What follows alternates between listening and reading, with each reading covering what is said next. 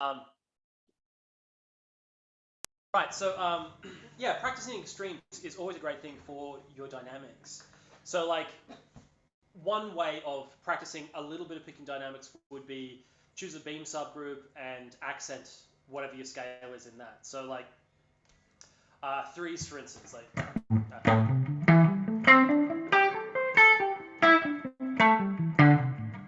I like really snap off those accents, even fast, right? Working on getting that and do it for a bunch of different ones. Another one though would be to initially do what I did at the start: play one loud cycle, play one really quiet cycle, and when you feel like, or you could say do,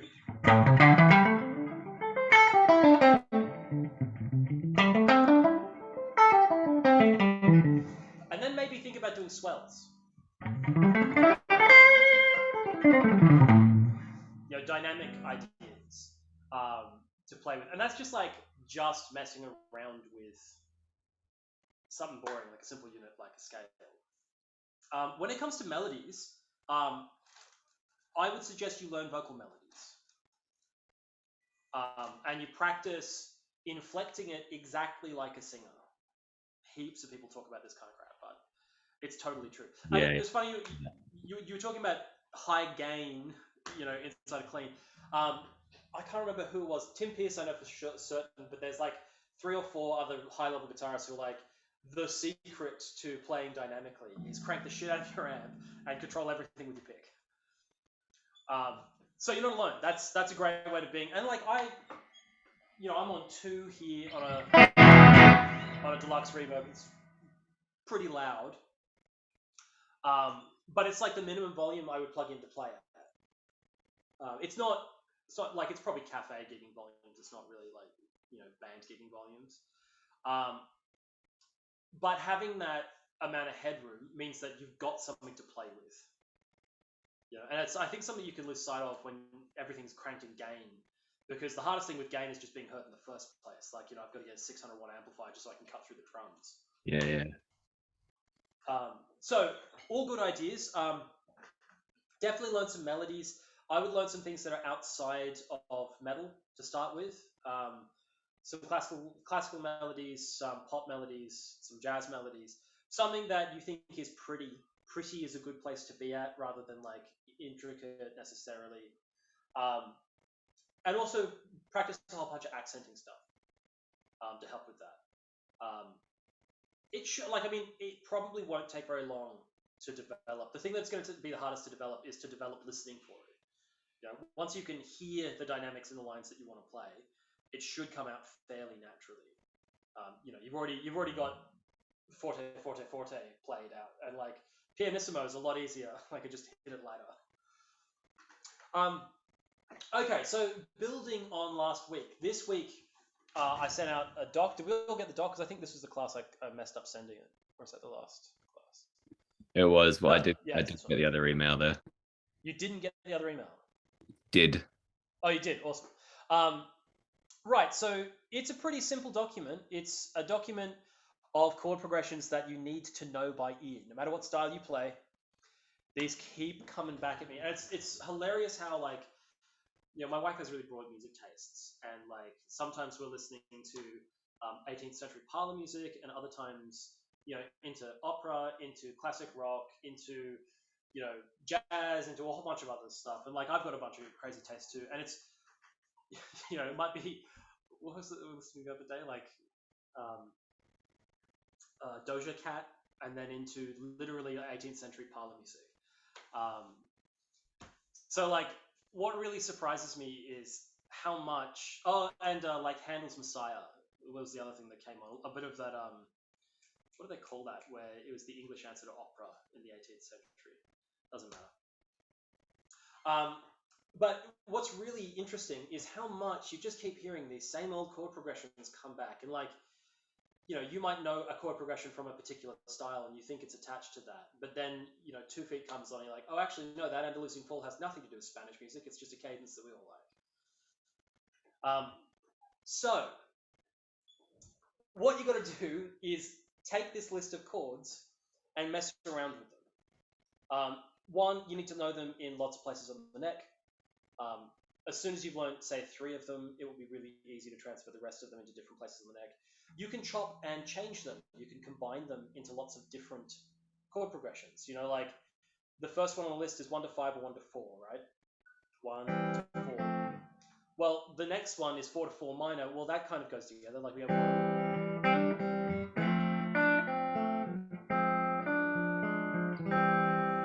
Right? You could, if it's, we could also include the next one past that, a major line cliche.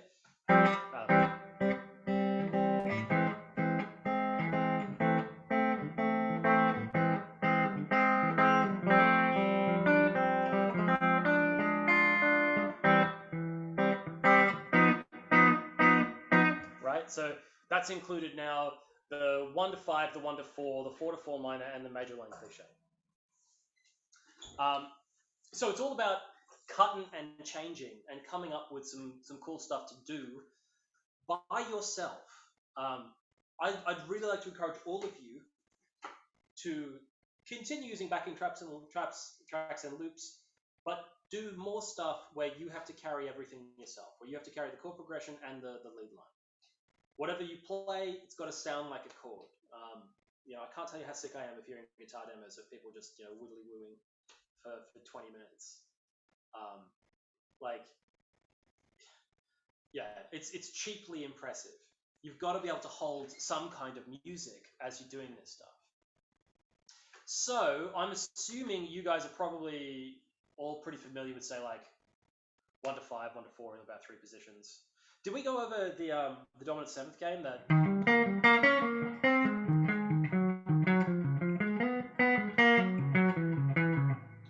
That one? I don't believe we did here. Okay. Let's start with that. That's doing the cycle of fourths, but it's effectively a 1 to 5 movement anyway. Okay, on your guitars at home, start on any major triad. Any major triad at all. So you can choose it anywhere in the neck, doesn't matter. All right, that's the first chord. When we want to change chords, and we're only allowed to use triad notes here, so don't branch out just yet. I'll do it in C so you guys can follow easy. Right. When we want to change chords, we have to introduce the flat 7. That flat 7 is going to fall 1 fret, and we are now on the 3rd of a new arpeggio. So just to cover that again, C major, we introduce the flat 7. We fall a fret to A, which now means we're on the 3rd of an F chord. Then we start again, F.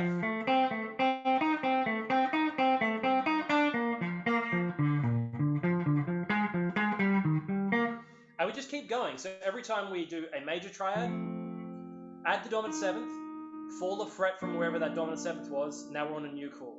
Sit on this chord,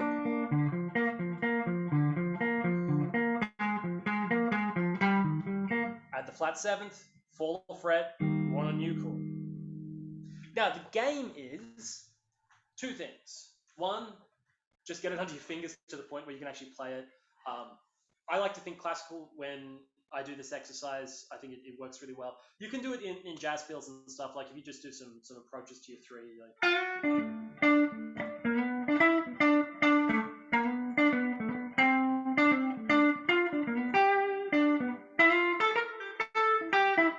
Right. So you can put other feels and things in it. I think the classical one is nice and clean, and you don't have to worry about any extra notes. So it's a little easier to follow. And the main aim is how long can you go for and how can you direct it? So for instance, if I'm in this triad, right, I have this option as a 7th. But I could also come up to the top string and add that one as a 7th and start climbing the neck. I could add this one as a 7th. So I climb the neck in this way. I could come down and then fall to here. So I, come down the neck instead. So this idea is you kind of worm your way around the fretboard and choose. The exercise is, can you direct yourself? Like as you're playing, you go, okay, I'm going to start coming up now, and you start coming up the neck. Well, I'm going to go down, and start going down the neck. Everyone have a quick whiz at it, right? Start somewhere, do at least 4 cycles. Play your major shape, add your flat 7, full fret. That's the third of a new shape.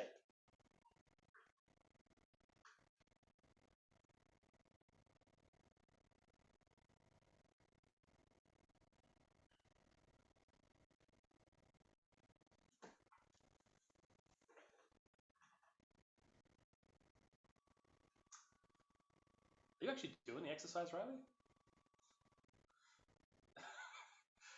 It looks like you're doing a tremolo across like.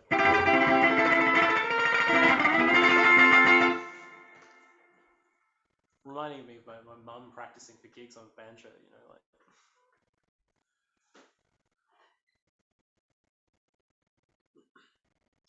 All right, it is a cool exercise to focus on and to think about. One, the chord movement always sounds supernatural, and that's all. It sounds supernatural, not supernatural.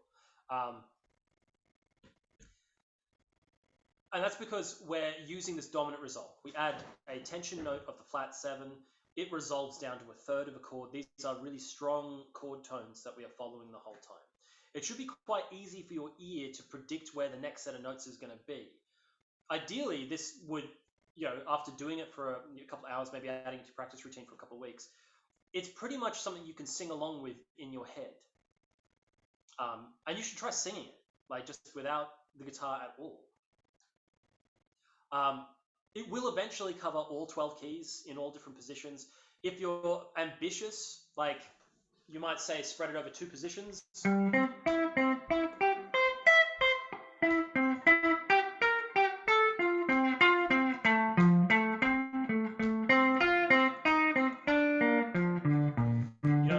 I try to see how much ground I can cover.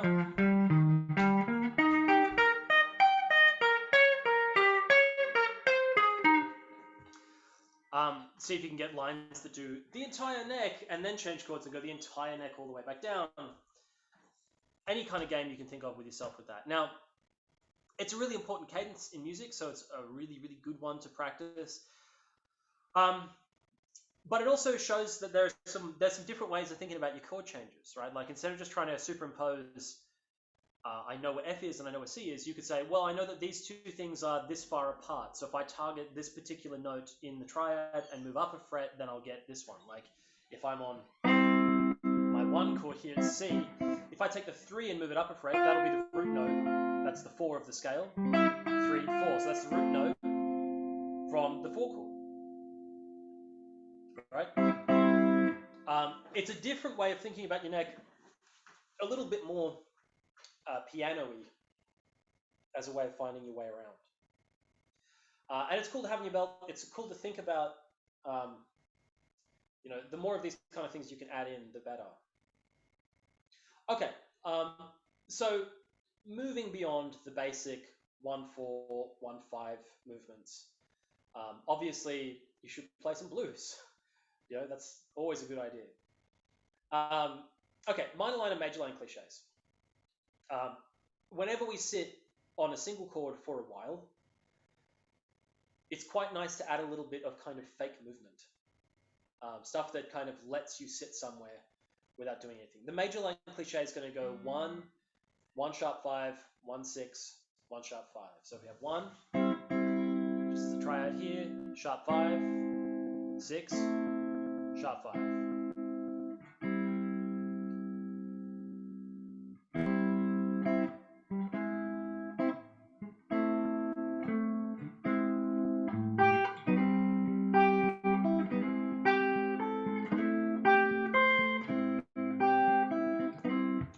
It's a nice little cute movement to do on a major chord. Like usually that'd be done on the 1 chord before you hit wherever you're going next, 4-2. 4 and 2 are essentially the same thing. Interestingly, we do essentially the same thing on a minor chord. And then we write James Bond.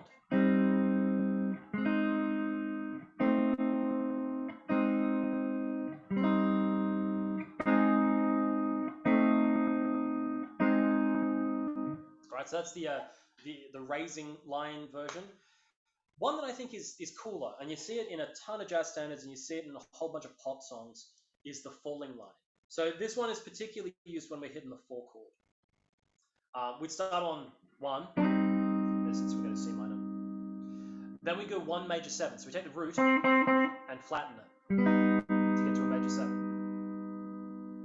Then we take the major 7 and flatten it to get to a flat 7, a minor 7. Then we take that 7 and flatten it to get to a 6. And then we play F. F minor. And the whole point of this is we start a chromatic line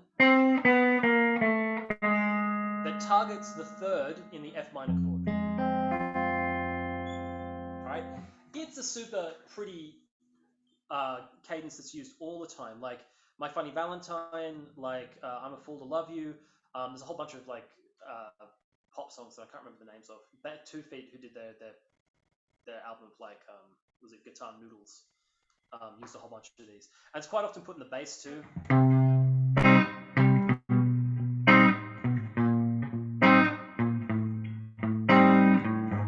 Right. But it's quite a fun one to work around. So in order to turn this into a chord progression that you could jam on, let's finish it off in the sense that we're going to go minor line cliche, F, then we're going to do a 2-5 in the keys. That's going to be D minor 7 flat 5 to G altered. You can use G7. I like using G augmented or flat 9, right? And then we're back to 1. We just treat that as a cycle. So everyone get some of those fingerings down.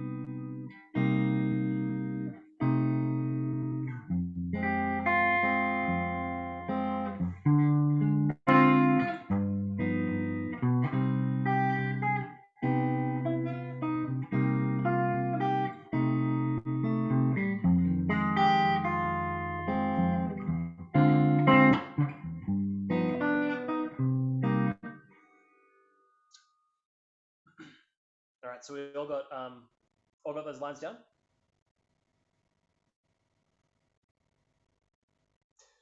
You look suspicious as hell. You're like. I'm rereading over the document. Sorry. All right, so we're doing a minor line cliche, which is one minor major 7, 1 minor 7, 1 minor 6, then to the minor 4. All right. Then you finish the turn with a 2-5 in this key and a 2-5 in a minor key. I know you guys haven't done minor yet, technically. Is minor 7 flat 5, D minor 7 flat 5, to some kind of G7. Right? Now, what makes this a cool tool to use improvisationally is it gives you a distinctive line already. You know, we have.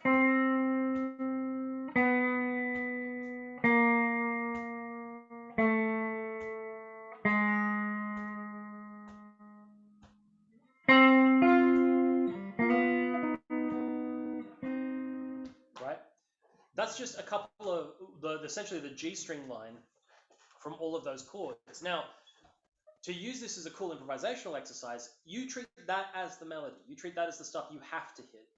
And then around that, you could use pentatonic or modal ideas.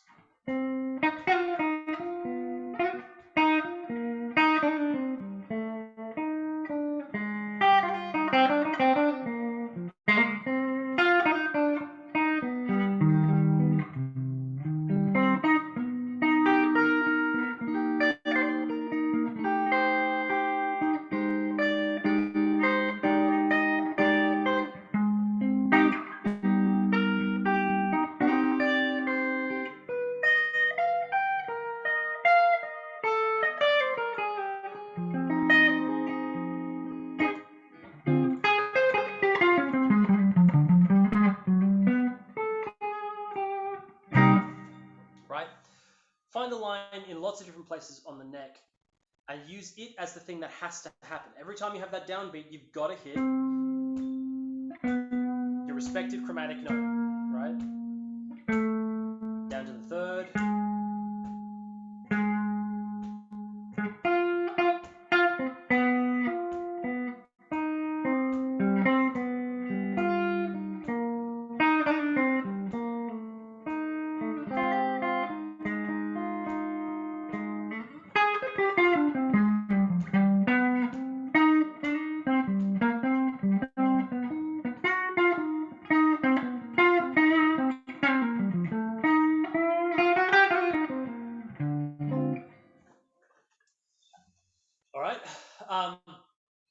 it's a super cool improvisational exercise that's quite a challenge because as you're allowing yourself to be freer and freer, moving around the neck, you've still got to track where these chromatic lines are going to be. And you can cross octaves. Like there was one time there where I started here.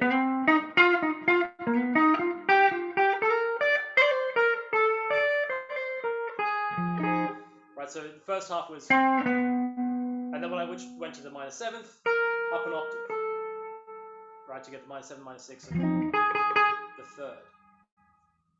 Right, this is one way of getting your lines to sound a lot more like a chord progression, to give you a lot more structure, to really improve what you're playing. All right, anyone have anything cool they found on that yet?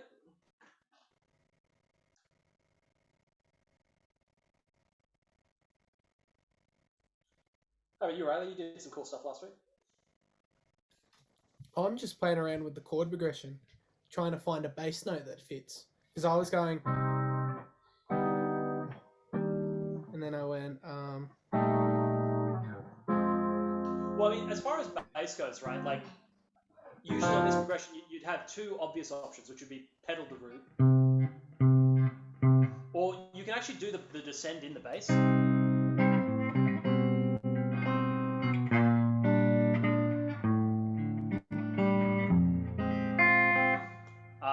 Which is pretty cool. Speaking of cool bass lines, if you took a look at the Andalusian Fall, yeah, I'm sure we've all heard that one. The jazz version of the Andalusian Fall, so I'm skipping over one, is kind of related to the minor line cliche in the sense that we might do this.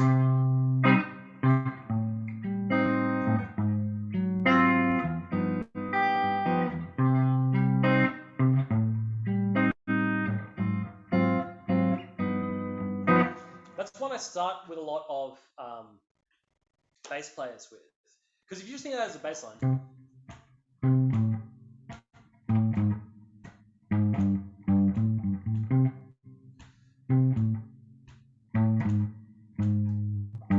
and then you overlay your pentatonics on top of that, you can make some really cool bass lines. Like,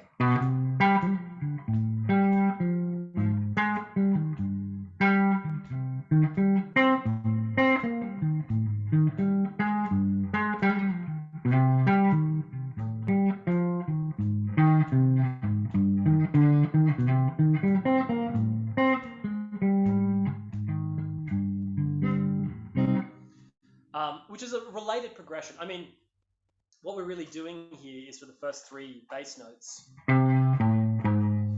we're playing C minor above all of those.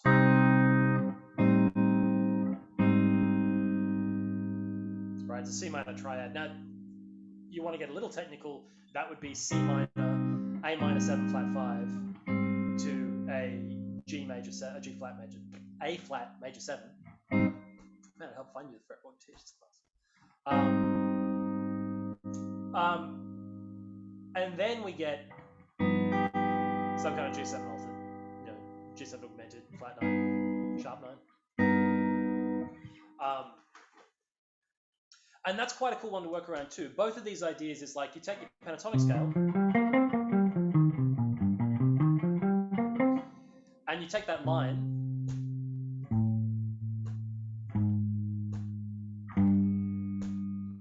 add some pentatonic notes.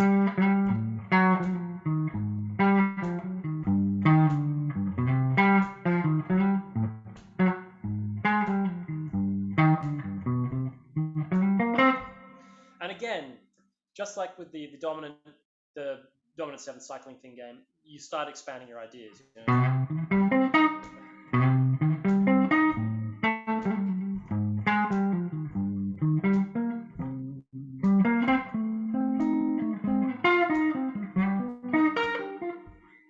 Right?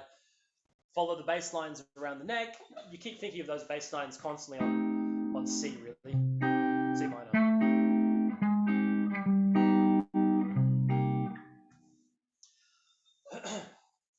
Right. So,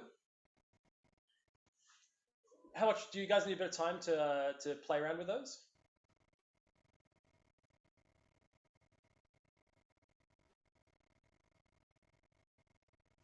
Somebody answer, jeez.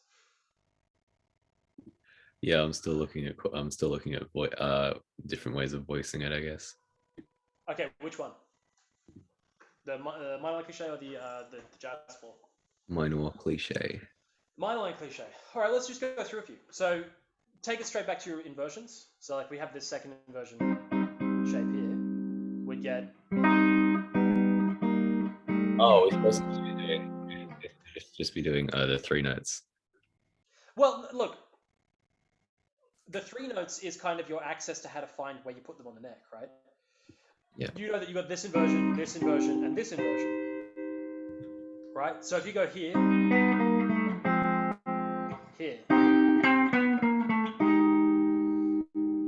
sounding like a fan of the opera.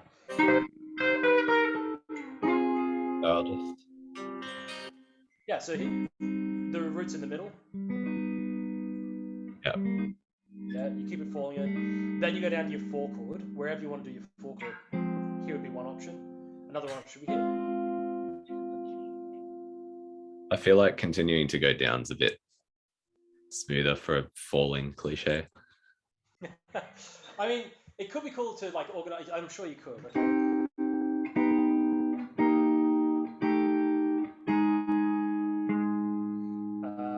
Then we get.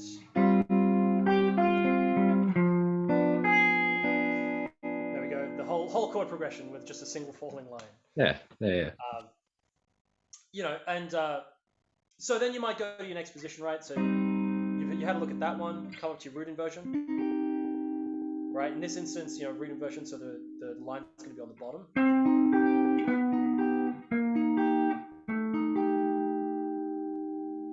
You know, then you move to your 4 chord, or here. You know, don't neglect this 4 chord, guys. This is a cool 4 chord. Then you come up to your next one, up the top. Now your root's on top, so you're going to get.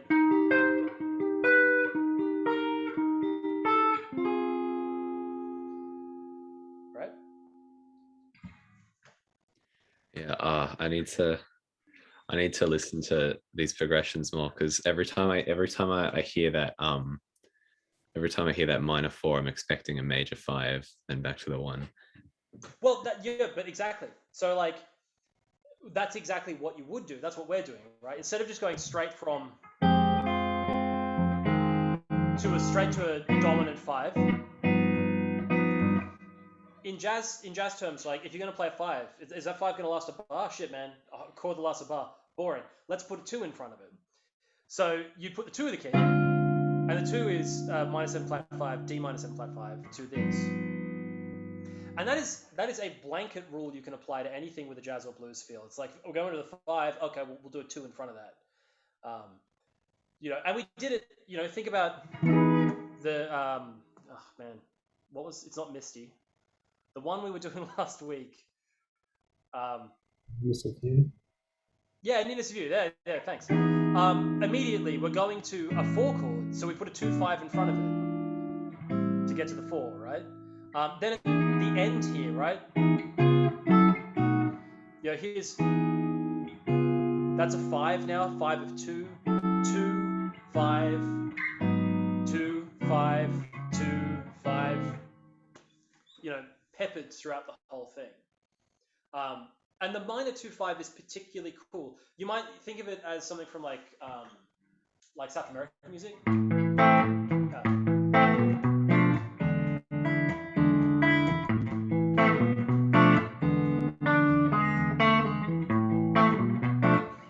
Yeah, that kind of thing. So Mania de Carnaval.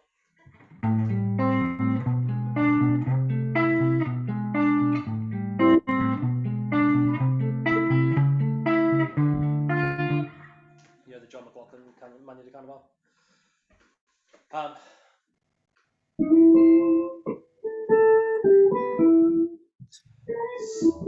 So,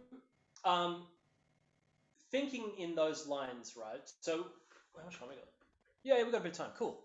So, if we say, actually, they're pretty cool too. 4 chords of pop, 4 chords of jazz, right? I'm sure we all know that one, right? The 4 chords of pop. The difference between the 4 chords of pop and the 4 chords of jazz is why play a 4 when we can play a 2, and therefore get a 2-5, which we're unrealistically addicted to. Which kind of leads you into like the jazz turn. So like a jazz turn is what we did in the Nina Sofia. The difference is you're doing 1, 6, 2, 5, but because we're going to the 2, we're going to turn the 6 into the relative 5 of 2. So we're going to right, dominant on the 6 chord. It breaks the key signature. It's really important to make sure you follow that C sharp when you hit that. And then that leads you into the 60s revival, sorry, not 60s, the 50s revival feel, where you do a tritone sub for the 2 instead. So you get... You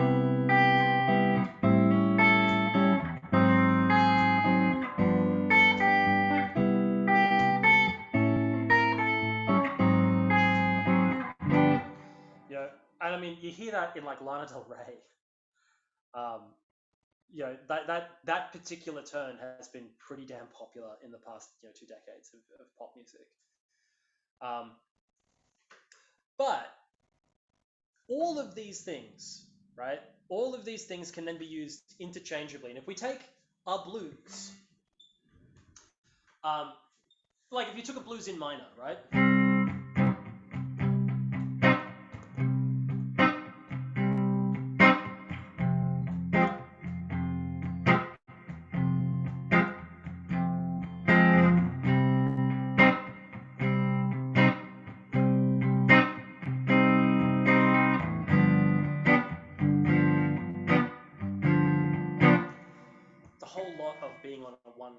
One of the chords for a long time. So we could apply any one of these minor ideas on top of that. We could do minor line cliche.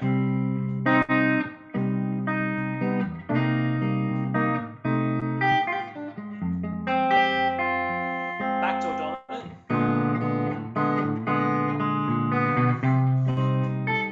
Right? We could then take that into our 5, and instead of just doing the 5 when we hit the 5, we could do a 2-5.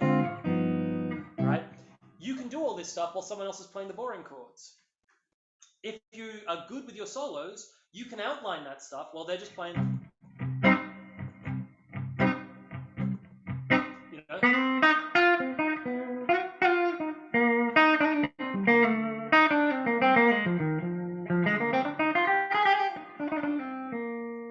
What do I do? 2-5?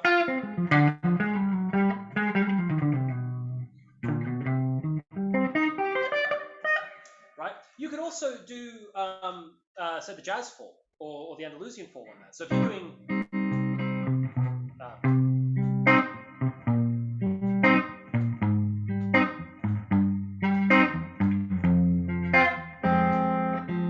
right, that just replaces your 1 chord cycle. Gives you something interesting to do over that 1. A way of expanding it.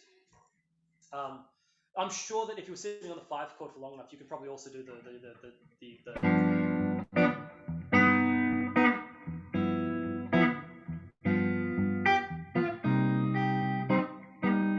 so you do like 5 chord gets your jazz climb, your major lines cliche, and then your 1 chord gets the minor line cliche. A really fun one to do that is, if you are in a totally static place where it's just 1 chord for ages, is the rising and falling minor. The James Bond.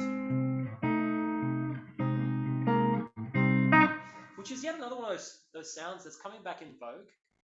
I can't name anything, but I know that I've been listening to some stuff recently and be like, wow, it's that old chestnut again.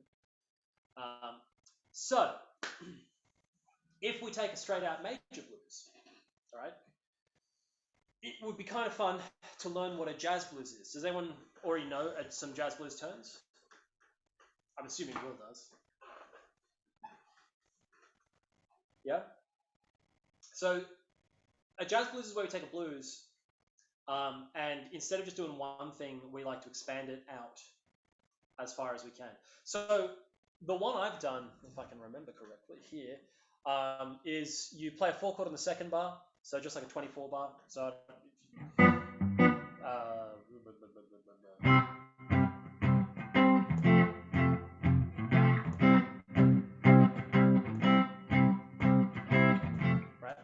a quick change to the 4. It's a really common thing to do in most bluesers.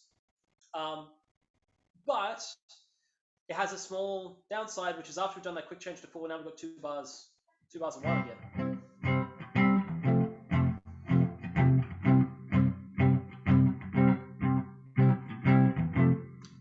Well, that's a lot of dead space that we could use up. So in the second bar of 1, let's do a 2-5, just like we did in the other song, who I keep going to say Misty, The Nearness of You. So we might get 1, 4, 1, 2, 5 of 4, 4 minor, jazz turn,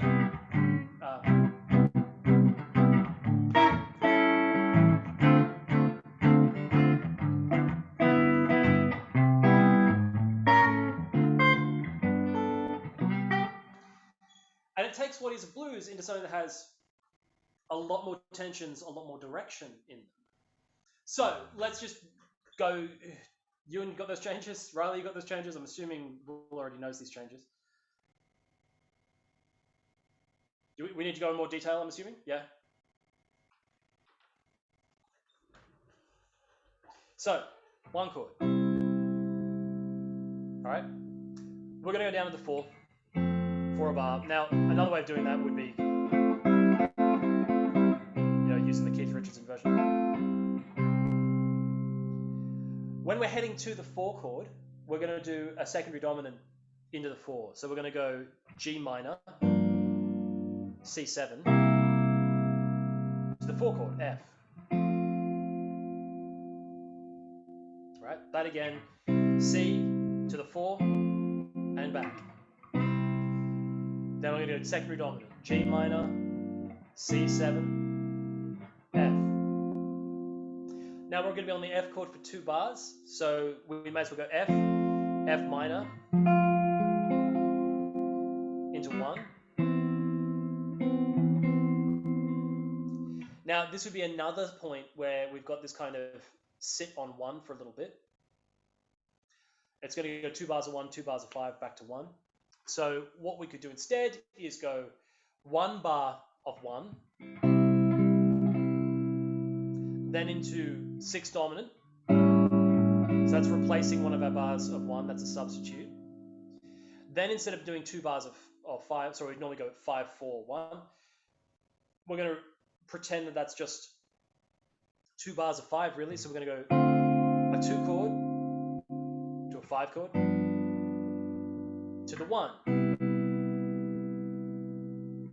Then we need a turn. So normally a turn in a really simple blues would just be hitting that 5 chord.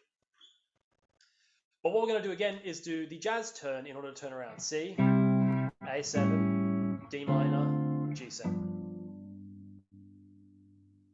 So if you scroll all the way down, the last thing written in the whole page is that progression in numerals. All right. Okay, so you can see how we take a really simple chord progression, and by adding some of these ideas, we can turn it into something that is a lot more interesting. And that's kind of the basis of a lot of different pop songs, a lot of different pop chord progressions, is you might take something that's written essentially on a 1 and a 4 chord, and you turn it into a bunch of other things by substituting, by putting in turns, cliches. You can also make all of this stuff sound a hell of a lot fresher by choosing interesting chords to play them on. Like if we choose one like this, it sounds like a pretty good jazz standard. If we choose one doing this major 7, for instance,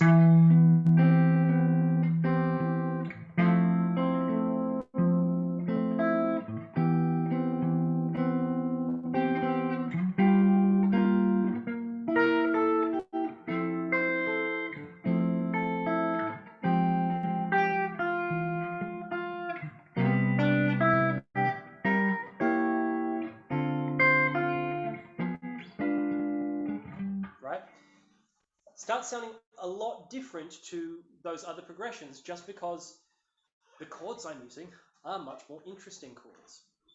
They're interesting voicings. which comes back to previous couple lessons, right? Where we started with basic triad kind of shapes and tried to turn them into something that had a little bit more tensions in it. The way I usually approach practicing this kind of stuff is, one, start really basic. You need to know the sound of this progression. So if you don't already know the sound of blues changes, you should just learn them. They're such a valuable thing to have in your back pocket. I can't tell you how much money I've made out of basic blues changes. So to start with that, you might start with, say,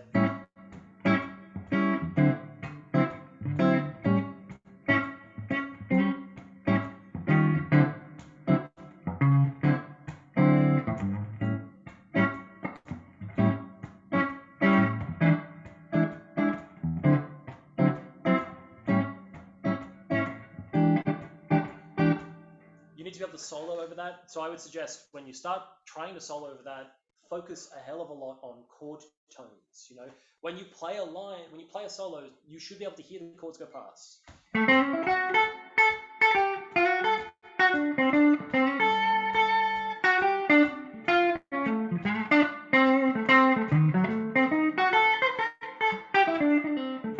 Sorry, I'm doing jazz changes. All right.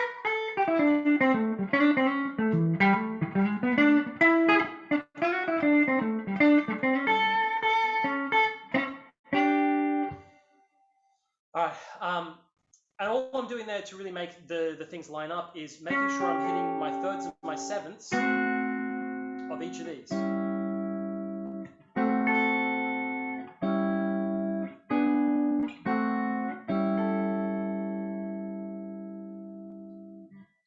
In order to expand that out, I'm doing the same thing. I'm just following more of the chord tones. So start on 1, 4, 1, 4.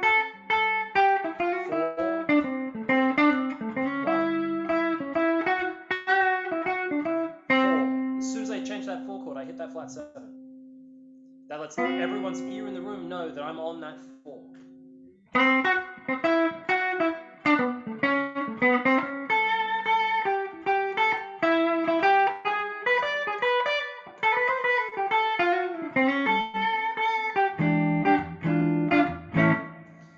Right? Same deal. 5, 4,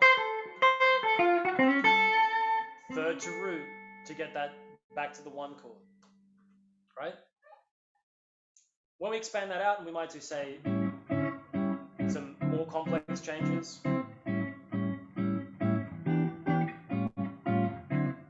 So that's, again, it's a 2-5 into the 4 chord. I'm going to do the same stuff. You know?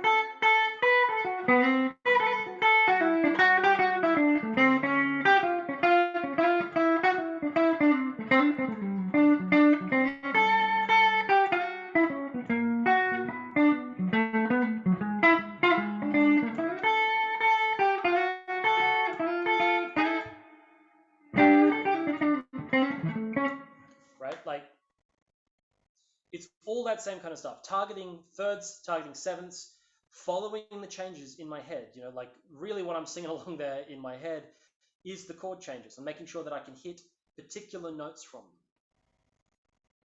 which is a combination of last week's lesson on what do we do on a line. Like, you could do the same exercise here. You just take these 2 strings and just think about where your thirds and sevenths are on each of these chords.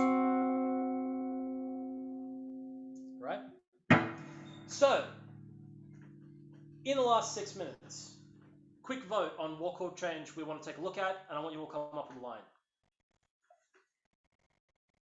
So, you first. Vote your chord change. Fuck. Just anything you've done today. Yeah. Like, I suppose theoretically you could come up with any chord change, and we could take a look at that. Yeah. 1, 4, 6, 5. That's actually, you know, surprisingly, that's one of the hardest ones to do. Yeah. Straight out pop changes. It is so important for you to be on the right note at the right time. Otherwise, it just sounds like us. And you like, unlike blues, unlike jazz, unlike rock in many ways, like more classic rock, You don't have the room of just going, I can add a lot of weird stuff in. Like that's cool. Mm. It's like no, it's got to sound just like those chord changes. So it can be surprisingly difficult. So yeah, vote. Well, honestly, I know I spent a lot of time on it, but I like the minor cliche as in falling. Falling cliche. Cool. Will, Riley, votes. I'll just agree with you, and I think the falling cliche.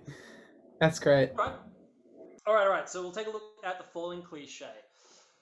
All right. So your exercise for the next, say, 5 minutes when we check it in is going to be start on a root note. You know, wherever you want to find it. Assuming we're in C, that would be root notes. Start out by just playing the line.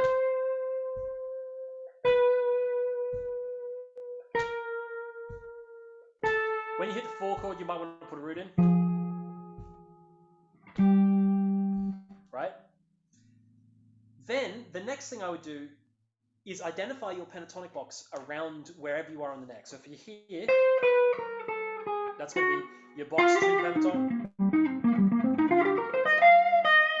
E shape for those of you who do the cage thing. And start out, I would also think about your blue note. Blue note works really well with this kind of thing.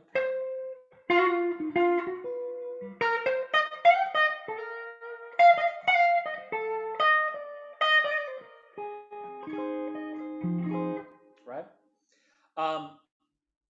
So if you're here, you'll be box 1.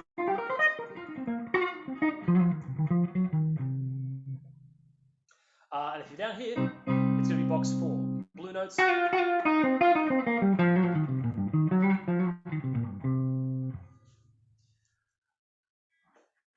So start out mapping out, give yourself a certain amount of time. Bit of space in between, so that way you can slowly flesh it out.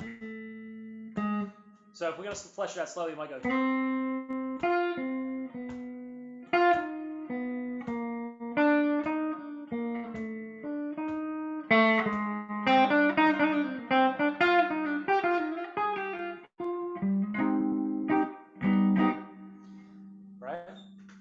You can start by just adding one note.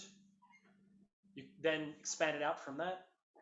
You don't have to jump to being immediately crazy. Find a couple of notes you like.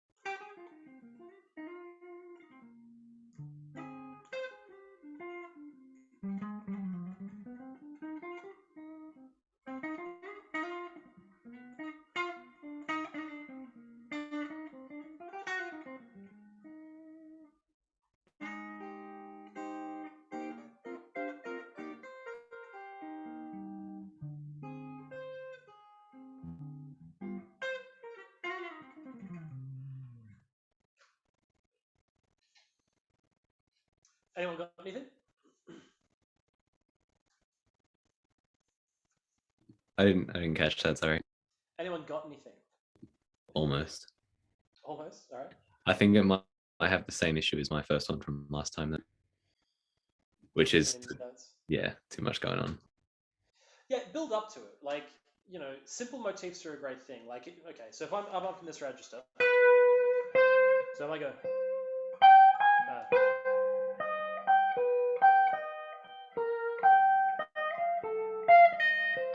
simple line, right? Like I'm essentially just doing the top part of a C arpeggio.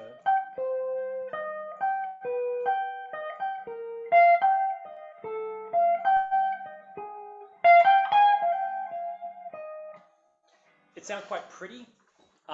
Speaking of pretty, like they're the kind of lines that picking dynamics are going to be really important for. So it's be a good thing for you to practice. But it doesn't ever have to be complicated. Instead of like obsessing over the arpeggio, you can obsess over the blue note. Like,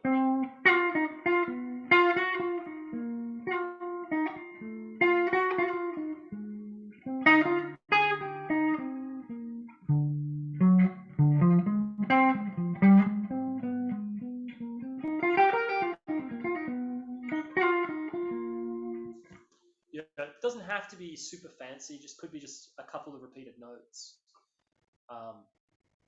Sometimes repeated lines actually make everything sound cooler. You're highlighting that chromatic line more the less you're playing around that. Obviously, it's a cool improvisational exercise to just start running with. Keep changing different points in the neck, keep seeing how you can include that line in different ways. In much the same way that we were talking about that cycling dominant sevenths thing, right? Like, direct yourself. Okay, I'm going to start down here.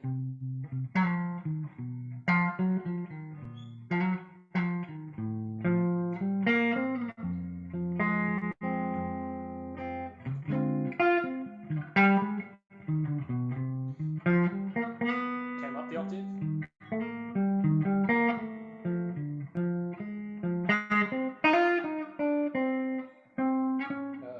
What am I talking?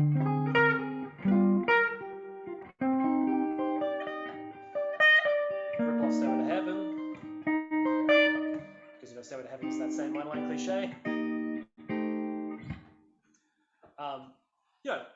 Keep it simple. Try it everywhere on the neck. Right, well, you got to have something by now. Let me hear it.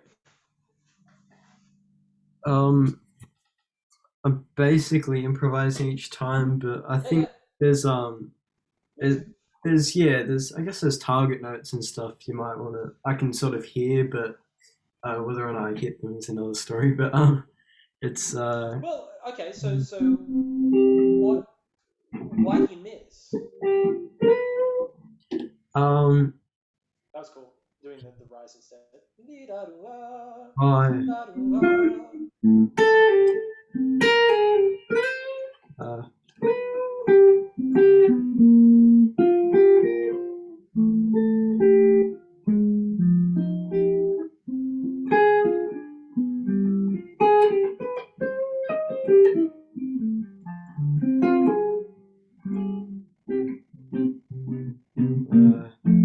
So what I'm hearing is like, just, and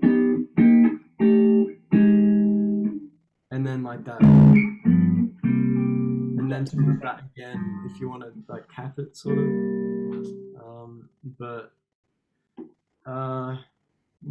Basically hearing the falling bass line until then, and then but then it sits there between the F minor and the D half diminished, and then I've got to get down to there, which isn't going to work. So I'm sort of hearing that. Sort of it's all in between here. Yeah. And up the octave. I guess. Yeah.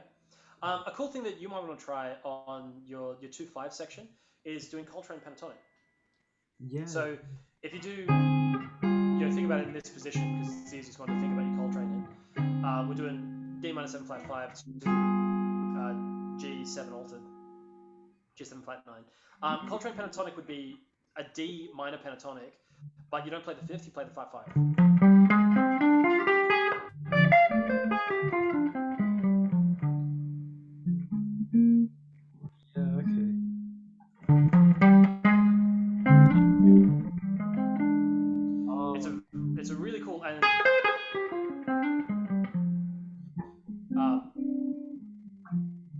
Yeah, so like obviously in different positions. Yeah. It's really pretty. It outlines a minor 6 kind of sound. Mhm. Yeah. Theoretically, you could even like on the. If you're looking for a more outside C minor, Yeah. root it on C with your pinky. It's a really interesting box too because if you root it based off the first finger or based off the fourth finger, they're both minor scales. Yeah. So that can be a really cool thing to play around with on any 2/5 change. So like even if we're coming back to right, if we go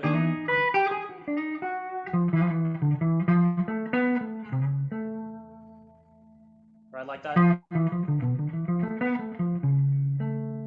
it creates a really nice tension to move into your A major. You know?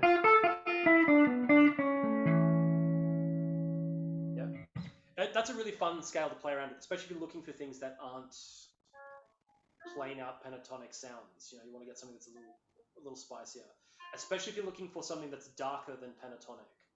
Like pentatonic can have this thing where it's kind of it works in all circumstances, so it's never particularly outlining anything sharp sounding.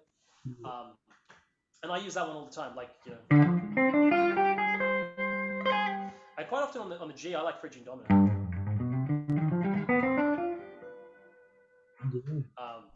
Which is harmonic minor, really. Like,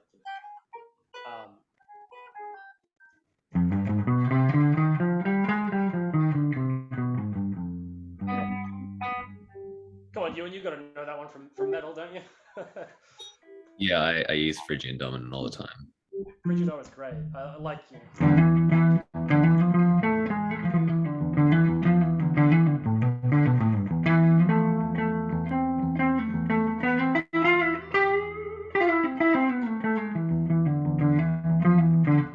it's a cool sound, you know. I probably use it too much when I hit some kind of altered 5 chords, like and it relates really nicely to Phrygian too. Yeah, it's Phrygian with a major third. So, all right, Riley, how about you, mate? Did you come up with something? I think I came up with something. I don't know if it's a melody or if it's just kind of playing with the chords. Very little difference in the real world, you know. Yeah, good point.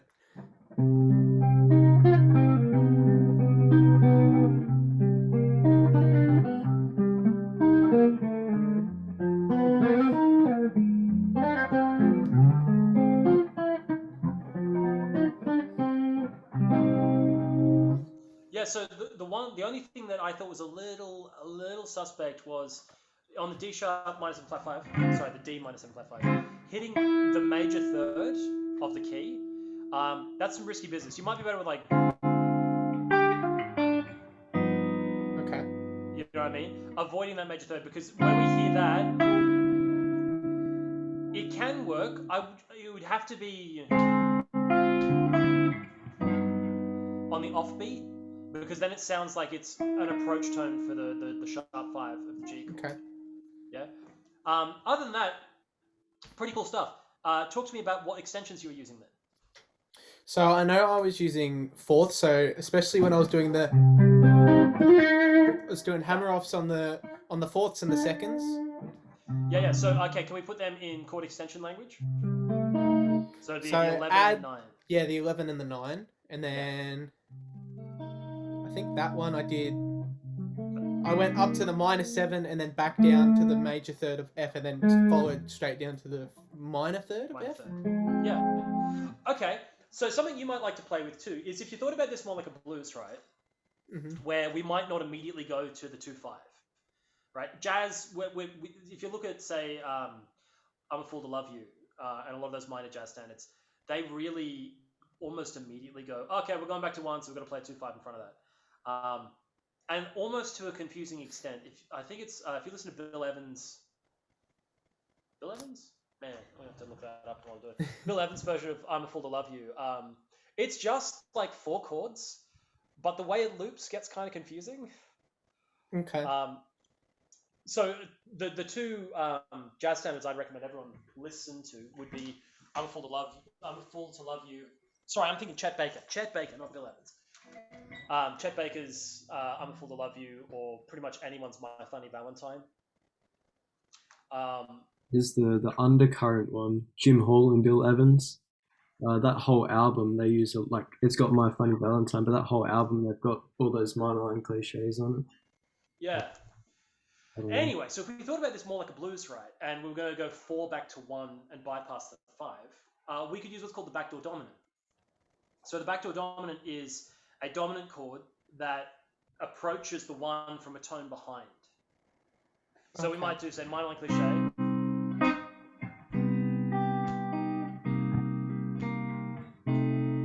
Into the 4 chord.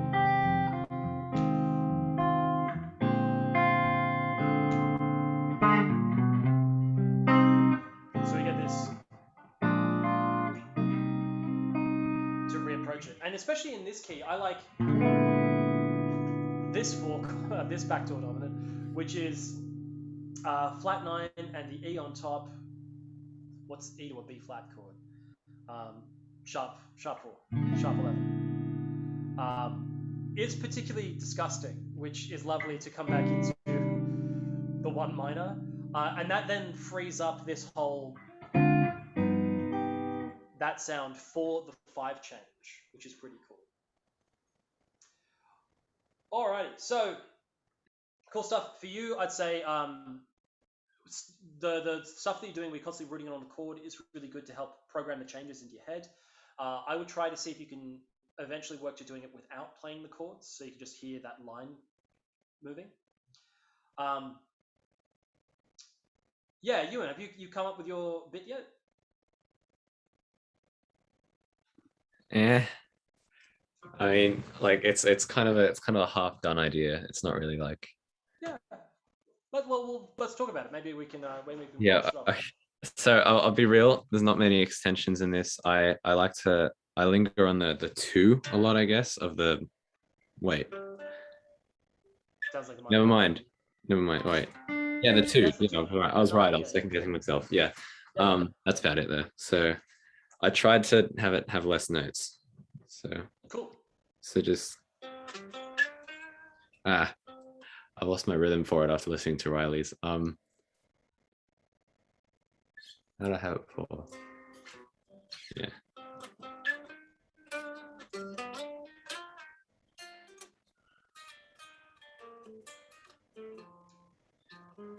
Yeah, I'm stuttering over it a lot. How to do this was.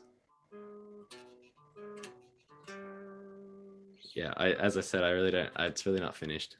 No. That's actually a lot of good stuff there. I like that you're kind of restating the idea twice. You know, it's a simple idea. You've got this kind of la do da do da da la do da do da da kind of motif going on. And also you're going.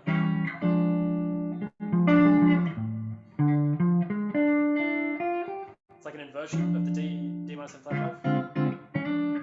That's what I was doing there. Yeah. Yeah, A sharp 7, which is the same kind of thing because it's a D minor 7 flat 5 is the 9. That was actually pretty cool, man. Like and like I was totally expecting something more metally. Trying to do that. So like, really nice to hear that there's kind of more of a flowing line. Other things that are kind of cool to play around with would be some kind of pedal point idea too. I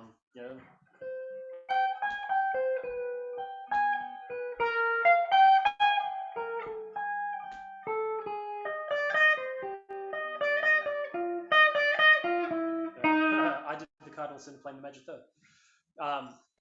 Playing around with those kind of ideas is going to be really cool. Alrighty, so this week, what I'd like you to do is check out a bunch of these progressions. Try to start playing a lot of improvised stuff by yourself, making the lines sound like chords. The more of that you can do, there's more of this kind of free form improvisation, the better. It really tightens up your ear, you knowing the notes you want to go to on the fretboard, right? And of course, you can take it into different stylistic places. Like, if we just went back to the 1 to 4, you could try that in like a kind of a pop style.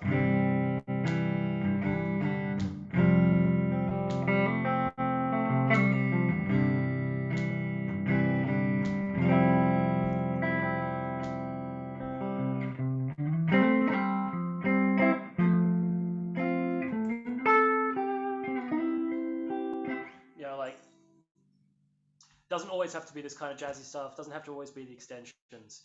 It's really just about using enough of this over and over and over again that you start looking at your neck and going, "Oh, it's all right. Someone's playing chords, and I'm not gonna just go."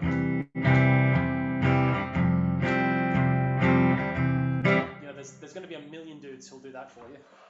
And all you guys who've gotten higher education, you want to probably do something a little bit more interesting. And think about different ways of approaching these same concepts. Alrighty, guys. So, as always, you want to meet up and chat about it. You come up with some ideas. You want to have a particular chat about a particular chord progression. So, like, if you've got a song where you're like, "Hey, this chord's really cool. Can we talk about that?" Email me over the week. We can take a look at something else. Because I think we've got like the break next week, and then I think the week after that. And do I have a convenient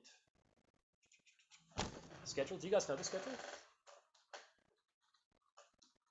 Nope.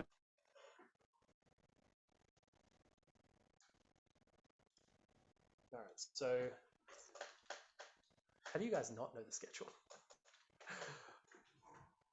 Although, like, knowing how things get handed out at WSU, I'm kind of not surprised.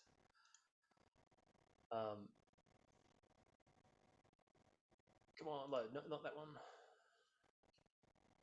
Okay, so next week is your break week. Week after that, it'll be B week, and then we're back at A week. And that A week will be the last lesson before the test. God knows how I'm going to try to assess all of this stuff. Almost certainly, you will have to do one of these chord progressions and jam on it. I might leave it open as to which one you do. I have no idea what I'm going to do for that test yet. So we've got one more lesson before the test. It will be in 3 weeks instead of 2. Next week is the break. Week after that will be B week. Week after that will be us again. So September 28th is when we'll be meeting up. So in between now and then, we need to have a good idea of triads. We need to have a good idea of some of the extensions. That will definitely be in the test, is like demonstrate some chords with extensions on them in a couple of different places on the neck. Essentially those first 2 weeks where we're talking about, here we find, flat 9 as a fret above the root. Different locations for the 7, that kind of thing.